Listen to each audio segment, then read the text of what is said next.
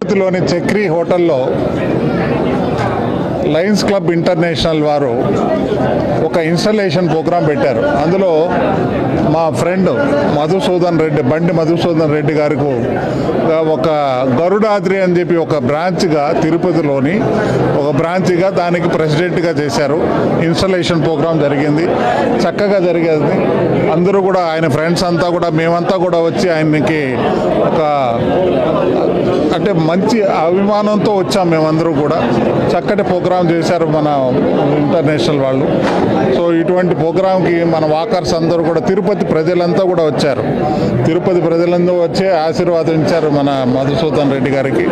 ఈ యొక్క Lions club ఇంటర్నేషనల్కి తిరుపతికి మెయిన్ తిరుపతిలో అనేక మంది పెద్దలు గొప్ప వ్యక్తులు మనసున్న దాతలు ఉన్నారు.